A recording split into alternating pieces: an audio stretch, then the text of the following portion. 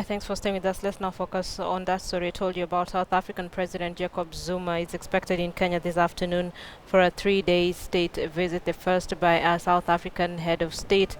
Let's have a conversation about this, and bring in Professor Israel Kodiaga, joining us from our City Center studio. Professor, good to speak to you this afternoon. This is the first time that you're seeing a South African president coming into Kenya. What do you think are some of the issues that they're likely to talk about?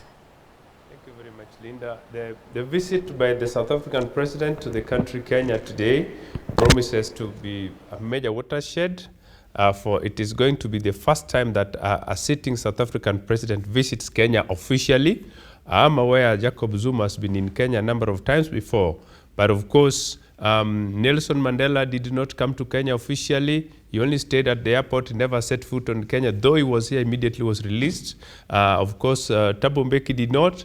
The critical issues that I believe would form the crux of the discussions are the following. One, there's the matter of security, which is very critical for both South Africa and Kenya, because many of the refugees who come from across Somalia and who find life very difficult in Kenya somehow end up in South Africa, and they become a security problem and of course a serious immigration problem. So I am sure Kenya and South Africa would definitely cooperate on the matter of security and of course counter-terrorism, because South Africa has been a victim of her citizens being captured by the Al-Shabaab, and Kenya has also been a victim. So that is one area. Two, trade is very critical.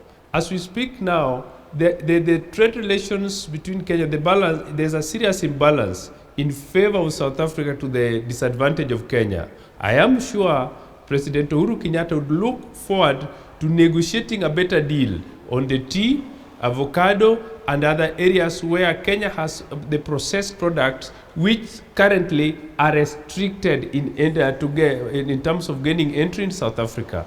The third area where I'm sure Kenya and South Africa will talk at length is the issue of Kenya's nominee or candidate for the chairmanship of the African Union.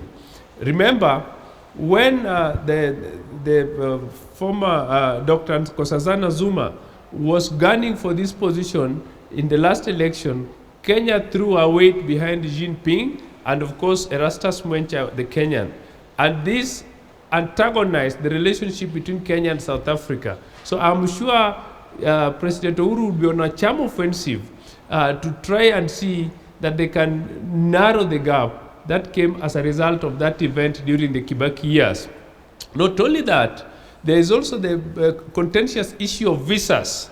Up to now, South Africa and Kenya have been fighting what I would call cat fights on the visa issues. Kenyans going to South Africa have had to pay hugely for visa fees, which previously was not the case. It was free. Instead, South Africans coming to Kenya don't pay for visa. And you know, there are many Kenyan students who are studying in South African universities, and there are many Kenyan businesses who go to South Africa. So definitely, it would be in the best interest of both countries, President Uhuru and President Jacob Zuma, to address this visa issue so that the two countries can have a relationship which is cordial. So, and of course, there's the matter of the wider African issues. South Africa, at the time it was attaining independence, gave much hope to Africa. And unfortunately, many years down the line, that hope has been met with despair. Because, one, South Africa's foreign policy has more often been confusing to most African countries, especially on the political side and, of course, economic. So I am sure South Africa has learned later in the day that they need Kenya as a partner, that Kenya is a strong pillar, and Kenya is strategically located, whereas South Africa is disadvantaged geographically. Thank you. Okay, it's interesting that you say that the two presidents have very many issues that probably they need to address. If you were to look at the relationship between South Africa and Kenya, and you were to describe that sort of relationship, what sort of relationship do you think exists between the two countries? Of course, for the cameras and the media, the relationship appears cordial. But in reality, there are lots of areas where South Africa and Kenya do not see eye to eye. One of them is this issue I've just told you about visa. And you know, the visa crisis emerged out of remember the White Widow story? So it was at that time that Kenya accused South Africa of course, having relaxed visa policies, enabling dangerous people to actually acquire South African passports. Then, of course, we know that South Africa has lately, in the last year and other times, had this problem of xenophobia, which actually painted the country very negatively. And xenophobia basically targeted Africans of non-South African origin. So we had Kenyans, we had Zimbabweans, we had Mozambicans, Nigerians, and the rest. So naturally, President Jacob Zuma would want to assure Kenya that, look, you're free to come to our country. Look, you're our brother, and we can do business, we can trade. And of course, the political pronouncements must be followed with some deliberate action. We want to see the visas, maybe the visa fees removed altogether.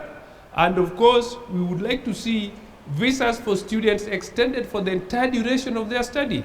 We would like to see visas for business people from Kenya visiting South Africa having visas that they can keep using. They don't have to keep applying for visa every now and then. So naturally, the relationship cannot be said to have been that cordial because, one, South Africa tended, right from the time that South Africa got independence, to bully Kenya and the rest of Africa, which unfortunately they have realized that they need to mellow down, and they have mellowed, and they are now dealing with the rest on more of a brotherly and a cordial level. So naturally, I would say, yes, the relationship was not bad in the sense of antagonistic, but of course, there was that element of sibling rivalry, cat fights, you know, new kid on the block syndrome, and the other one of we have been here longer, what do you know? That is what I would say has characterized the relationship between Kenya and South Africa previously.